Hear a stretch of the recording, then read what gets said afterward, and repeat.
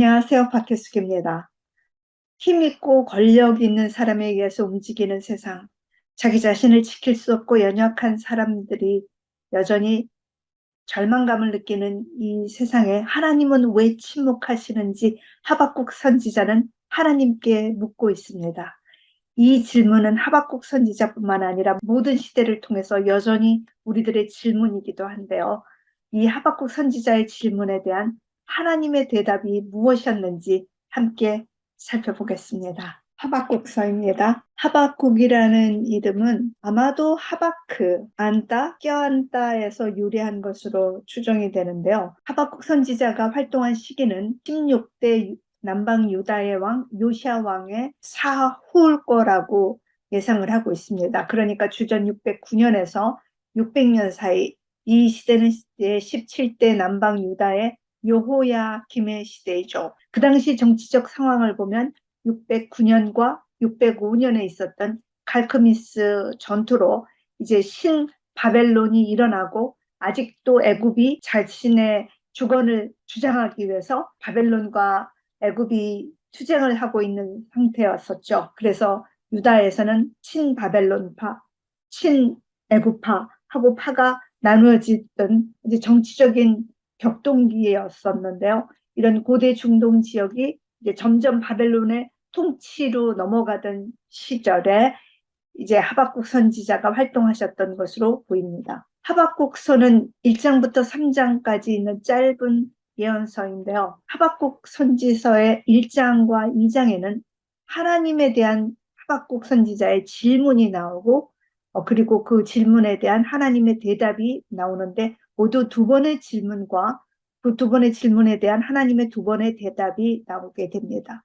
첫 번째 질문은 이제 언약이 깨어진 패악한 유대 백성들이 너무나 악하게 힘없는 사람들을 압제하고, 더욱더 지도자와 방백들은 악한 길로 가는데 하나님은 왜 침묵하시고 방관하시는 것에 짓냐고 하박국 선지자는 하나님께 질문하게 됩니다. 이러한 질문에 하나님께서 대답을 하시죠. 바벨론을 일으켜서 이 악한 왕과 지도자들을 반드시 심판할 것이다 라고 얘기를 하시게 됩니다. 그러니까 하박국이 이제 두 번째 질문을 합니다. 하나님께서 바벨론의 군사를 일으켜서 유다의 악한 지도자들과 방백을 심판하시려고 한다는데요. 아니, 그런데 바벨론 사람이 우리 유다인보다 더 악한 자들인데 더 악한 자들로 하나님의 백성을 심판한다는 것이 이게 말이 됩니까? 하고 다시 한번 두 번째 하박국 선지자가 하나님의 응답에 질문을 다시 하게 되죠. 그러자 하나님께서는 이렇게 답을 하십니다. 의인은 오직 믿음으로 살리라. 지금 왜 더 악한 바벨론으로 유다를 심판하느냐라는 질문을 하는데, 하나님은 동문서답처럼 의인은 오직 믿음으로 살리라, 전혀 답같이 느껴지지가 않아요. 그런데 하나님께서는 이렇게 말씀을 하십니다. 오직 하나님을 신뢰하며 의인의 길을 신실하게 걷기만 한다면 어떠한 일이 벌어진다 하더라도 반드시 하나님이 지키시고 보호하실 것인데, 바벨론이라는 이 악도 결국은 계속 번성하지 못할 것이기 때문이다라고 말씀을 하시게 됩니다. 그 말씀 후에 2장 6절부터 20절까지는 이 악한 바벨론, 교만한 바벨론이 어떻게 화가 이루게 될지 5번의 화에 대한 얘기를 하면서 그들도 심판을 받게 될 것이다. 결국은 그 바벨론도 심판받게 될 것을 미리 얘기하고 있어요. 아직 바벨론이 쳐들어오지도 않았는데 바벨론에 의해서 멸망하지만 그 바벨론이 어떻게 멸망할 것까지도 이 하박국 선지서는 하나님을 통해서 예언을 받게 되죠. 이러한 모든 얘기를 다 듣고 나서 하박국은 깨달음을 갖고 하나님께 드리는 찬양의 기도로 마지막 3장이 끝나게 됩니다. 가장 중요한 첫 번째 질문과 그 대답을 살펴보겠습니다. 하박국이 내가 부르짖어도 하나님께서 응답하시지 않는데 언제까지 이렇게 하나님 침묵하실 것입니까? 세상이 강포로 가득 차서 의인을 이렇게 우겨 싼 것 같다라고 하박국 선지서는 표현하시죠. 의인들은 우겨 쌈을 당하고 악한 사람들이 횡포를 부리는데 왜 하나님께서 저들을 구원하시지 않습니까? 하고 이제 하박국 선지자가 절망스럽게 하나님께 질문을 합니다. 그러자 하나님께서 대답하시죠. 내가 한 가지 일을 행할 것이다. 누가 너희에게 말할지라도 너희가 믿지 아니하리라 하시면서 믿을 수 없는 일이 지금 벌어질 것인데 그것은 무엇이냐면 번쩍거리면서 군인들이 와가지고 전부 다 파멸시킬 바벨론의 진군과 바벨론에 의한 심판의 얘기를 얘기하고 계시죠. 그런데 그 얘기의 핵심은 바벨론이 와서 그들을 심판한다라는 얘기라기보다는 진짜 그 얘기의 궁극적인 핵심은 세상을 향해서 하나님께서 선한 목적을 위해 지금 하나님이 일하고 계신다라는 거야. 지금 일하는 것이 마치 거꾸로 가는 것 같고 우리 눈에는 이게 이해가 안 되고 이것이 왜 하나님의 선한 계획인지 우리가 설득이 되지 않을지라도 지금 하나님께서는 분명히 일을 하고 계신다라고 하시는데 하나님께서는 계획을 가지고 계시다는 거죠. 우리는 하나님의 영원한 계획 속에 있는 선한 목적을 알지를 못하기 때문에 이 눈앞에 벌어지는 것밖에 우리가 볼 수가 없죠. 그래서 지금 눈앞에 벌어지는 일이 우리한테 설득이 안 되기 때문에 우린 불평할 수밖에 없어요. 그러나 하나님께서는 뭐라고 하시냐면 나의 궁극적인 선한 목적, 즉 하나님께서 창조하신 모든 피조물을 구원하시려는 선한 목적을 위해 지금 하나님께서는 여전히 일을 하고 계시고 그 일은 속히 이루어질 것이라고 얘기를 하면서 이 일이 어떻게 진행이 될 것이냐면 너희들이 나의 공의, 나의 미슈파트를 버렸기 때문에 이제 바벨론의 공의, 바벨론의 질서가 너희에게 올 것이다. 너희의 헤아림으로 너희가 이제 그 헤아림으로 당할 것이다 라는 얘기를 하고 계시는 거죠. 그러자 하박국에게 두 번째 질문이 생겨난 것입니다. 그러면 우리를 심판하려면 우리보다 더 의로운 사람이 와서 우리를 심판하면 이해가 가는데 우리보다 더 악한 자들이 하나님의 의로운 백성을 삼키는데 이것은 공의로운가요? 하고 이제 다시 한번 또 하박국이 하나님께 질문을 합니다. 그리고는 하나님이 어떻게 대답하시나 보려고 망대 위에 파수대 위에 올라가서 하나님의 징조를 살피면서 하나님의 대답을 간절히 기다리는 모습이 나옵니다. 하박국이 생각할 때 바벨론은 가장 많은 우상들을 섬기는 곳이었고 더 악한 백성이고 하나님을 전혀 알지 못하는 백성인데 과연 우상을 섬기는 백성들이 하나님을 알지 못하는 악하대인들이 하나님의 백성을 심판한다는 것이 하나님의 정의로운 질서를 세우는 길인가? 그것이 정말 합리적인가? 하고 하나님께 묻게 되죠. 우리의 이해를 뛰어넘어서 생명의 하나님이 풍성한 삶을 피조물에게 부여하시기 전에 먼저 파괴와 사망이 오도록 허락하신다는 것이죠. 우리는 이런 불가사의를 이해할 수가 없어요. 이 정한 때라는 것은 심판의 때라는 거죠. 하나님이 이제 범죄한 유다를 심판한 때가 있는데 그들을 심판한 바벨론의 종말도 오래가지 않고 금방 망할 거라는 거예요. 그러니까 조금 우리가 더디게 느껴질지 모르지만 기다리고 있으면 반드시 하나님이 유다를 심판할 뿐만 아니라 그 심판한 바벨론에게도 종말이 올 것이니까 지체되지 않고 응할 것이다 라고 얘기를 했죠. 하나님 안에서 정해진 때에 반드시 성취될 것이다 라는 말씀이 주어지게 됩니다. 여기서 정해진 때 기록하라. 이 묵시는 정한 때가 있나니 하시면서 때를 얘기를 하시는데요. 때라는 말은 이 모에드라는 얘기인데요. 모에드는 이스라엘의 7절기를 말할 때도 쓰이지만 원래 원 의미는 아기가 태어난 그 때를 말하죠. 그러니까 산모한테 일생에서 가장 잊혀지지 않는 건 그 아이가 태어나는 그 순간이거든요. 일반적인 시간은 크로노스라고 해서 그냥 물리적으로 몇 시간, 하루에 24시간, 1년에 365일 이렇게 착각착각 지나가는 시간은 물리적인 시간이에요. 크로노스의 시간. 그런데 카이로스의 시간, 이것이 바로 모에드죠. 이 특별한 시간은 하나님이 인간의 역사 속으로 침노에 들어오셔서 특별한 역사를 하시면서 이 활동하시는 그 순간 모든 조건과 상황이 무르익어서 하나님의 사건이 벌어지는 그 순간 갈라디아서 4장 4절에 보면 때가 참에 하나님이 그 아들을 보내사 그 모든 시간과 상황이 딱 맞아서 메시아가 올 그때 하나님이 인간 역사 속으로 침노에 들어오실 기에 가장 예비된 그때 그것은 세상의 모든 시간들과 완전히 구별되는 특별한 시간이죠. 하나님께서 유다를 심판하는 시간이 하나님의 그 특별한 시간 속에 이루어질 것이다 라는 얘기를 하죠. 그래서 하나님의 주어진 모든 구원의 약속은 그때와 그날은 아무도 모르지만 이미 하나님 안에 계획 안에 정해져 있음을 우리는 보게 됩니다. 하박국서에서는 이 때에 대한 얘기가 나오는데요. 이미 하나님의 약속이 이제 주어졌어요. 하박국을 통해서. 그러나 아직까지 약속이 성취되지 않았어요. 하박국은 하나님께서 바벨론에 의해서 유다가 심판받을 것과 그러나 그 바벨론마저도 하나님께서 그들을 심판하실 거라는 것을 약속의 말씀을 들으셨어요.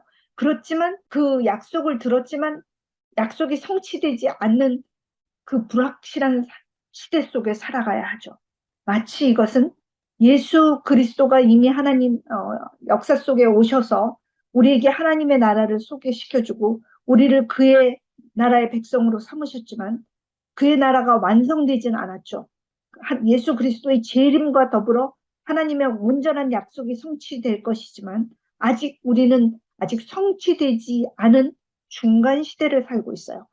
예수 그리스도로 인해서 하나님의 약속은 이미 주어졌지만 아직은 그 약속이 완전하게 성취되진 않은 이 중간 시대를 살고 있는 모든 하나님의 백성에게 이 하박국서의 약속은 굉장히 의미가 있습니다. 즉 하박국은 이미 바벨론에 의해서 유다가 망하고 그 바벨론도 멸망할 것이라는 약속은 받았지만 그 약속은 아직 성취되지 않았고 백성들은 여전히 앞으로 자신들에게 무슨 일이 일어날지 불확실성 속에 있어요. 하박국은 알지만 이렇게 이미 주어졌지만 그 약속이 성취되지 않은 중간 시대를 향하여 하나님께서 이렇게 얘기하시죠. 이 시간은 이미 하나님의 계획 안에는 다 정해져 있어요. 그렇지만 그 날과 그 때는 아직 몰라요. 우리에겐 알려지지 않았어요.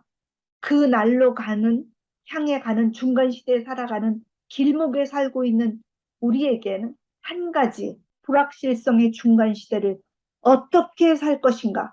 이 중간 시대를 하나님의 백성으로 끝까지 신실하게 살 것인가? 아니면 결국은 떨어져 나가 버릴 것인가? 그 선택은 우리 자신에게 있는 것입니다. 바로 하박국 선지자는 이 얘기에 대해서 우리에게 전해주실 것입니다. 이 중간 시대, 풍파가 많고 아직 완성되지 않았기 때문에 긴장이 팽팽히 남아있는 이 기간 동안 이미와 아직의 사이에 유다 백성 그리고 이 시대 오늘 우리들은 어떻게 살 것인가? 이것이 이제 하박국 선지서의 가장 중요한 핵심이고 이 하박국 선지서를 읽는 21세기 성도 여러분, 저와 성도 여러분의 가장 중요한 관심사죠. 아직은 성취되지 않았는 이 중간 시대, 예수 그리스도를 통해서 새하늘과 새 땅이 온다는 것은 알지만 우리는 아직 완성되지 않은 날마다의 시험과 유혹 속에 살아가는 이 중간 시대 우리가 살아남는 방법은 무엇인가 하는 것이죠. 바로 하나님께서 하박국 선지자를 통해서 그 답을 주십니다. 의인은 그의 믿음으로 말미암아 살리라. 하박국 선지자의 이 선언은 하박국 선지자뿐만 아니라 사도 바울에게 대단히 중요한 주제였죠. 사도 바울은 로마서에서 갈라디아서에서 믿음으로 말미암는 의를 우리에게 설명해 주었습니다. 개신교의 종교개혁 신앙의 근간이기도 했죠. 그리고 사실은 신약 전체의 요지기도 하고 심지어 유대교에서 탈무드에서는 의인은 믿음으로 살리라 라는 이 문장 안에 하나님이 시내산에서 주셨던 613가지의 모든 교훈이 집약되었다라고 랍비들은 가리키고 있습니다. 그만큼이나 의인은 오직 믿음으로 산다는 문장이 그렇게 중요한데요. 의인은 믿음으로 산다는 것이 무엇인지 그 의미를 살펴보겠습니다. 의롭다. 그러면 의인이 도대체 무엇인가? 의를 생각해 볼 때 의인은 도덕적으로 정직하거나 청렴하거나 예배를 잘 본다라거나 그런 의미가 아니다라는 것을 알게 돼요. 의라는 것은 하나님과의 관계를 말하는 것이죠. 세상적인 도덕적인 윤리적인 것이 아니고 하나님과 어떤 관계에 있느냐. 하나님과 어떤 관계에 있느냐면 하나님에 대한 전적으로 의지를 하고 그분 안에서 숨쉬고 자신의 존재를 하나님께 완전히 유지해서 우리 인생의 방향과 결정을 하나님 안에서 찾아서 하나님의 뜻대로 살아가는 것. 이것이 의가 되는 거죠. 뭐 정직하다든지 뭐 도덕적이다든지 예배를 정확하게 잘 본다든지 그런 의미보다는 하나님과의 관계 속에서 뭐 매 순간 하나님을 의지하고 살고 내 가치관과 내 삶의 중요한 결정이 하나님의 뜻대로 살아가는 그것이 바로 의로움이라고 체다크라고 할 수 있겠죠. 인간 전체 삶을 통해서 계속 지속돼야 되고 보존돼야 되고 왜냐하면 우리가 숨을 쉴 때 한 번 크게 쉰 다음에 뭐 1시간씩 숨을 안 쉴 수 없죠. 계속해서 숨을 쉬어야 하는 것처럼 우리가 살아가는 우리에게는 생명적인 삶이 없기 때문에 영원한 생명이신 하나님과 연결되어서 그 생명을 계속 지속되고 보존되어서 하나님께 의지하는 하나님과의 특별한 이런 관계가 성경이 말하는 의로움이라는 걸 알게 됩니다. 믿음, 오직 믿음으로 살리라고 했는데 믿음은 이 에모나라는 뜻은 신실하다, 확고부동하다라는 의미를 가지고 있습니다.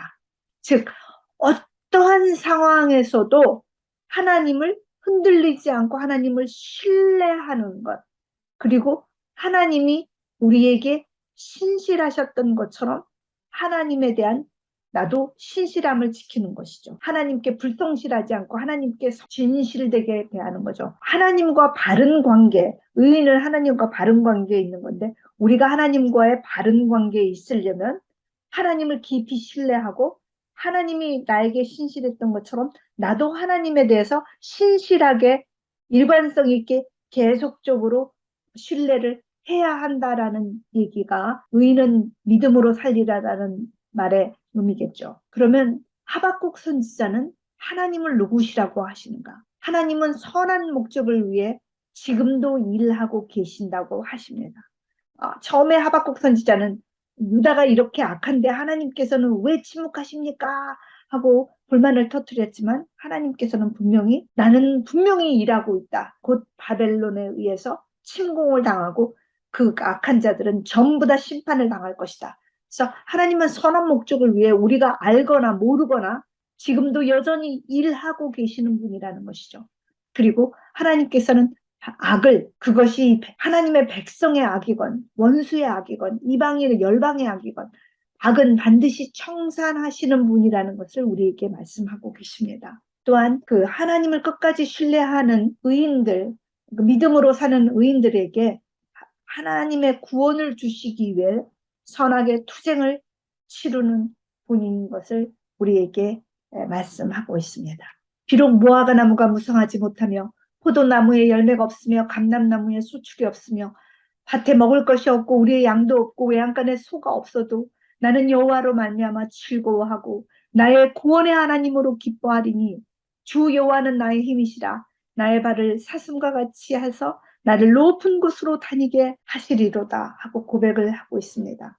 이렇게 불확실한 중간 시대를 살아가는 우리들에게 하박국 선지자는 비록 지금 세상은 악하고 우리가 볼 때 정의롭지 못한 것 같을지라도 여전히 기쁨의 확신으로 살아갈 길을 제시합니다. 왜냐하면 우리는 지금 깨닫지 못하지만 하나님은 일을 하고 계셔요.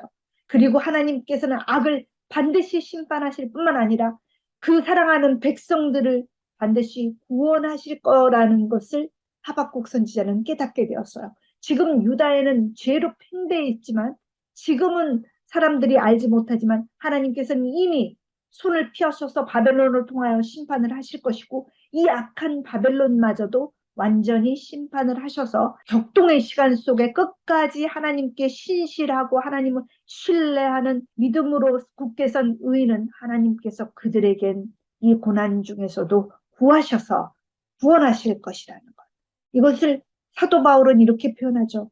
우리가 사방으로 우겨쌈을 당하여도 쌓이지 아니하고 답답한 일을 당하여도 낙심하지 않고 심지어 박해를 받아도 우리가 버림받지 아니하며 거꾸로 틈을 당하여도 망하지 않을 것이다. 왜냐? 내 안에는 그리스도로 인하여 기쁨과 생명이 충만하기 때문이다라는 것이죠. 누가 우리를 그리스도의 사랑에서 끊으리요? 환난이나 공고나 박해나 기근이나 적신이나 위험이나 칼이냐.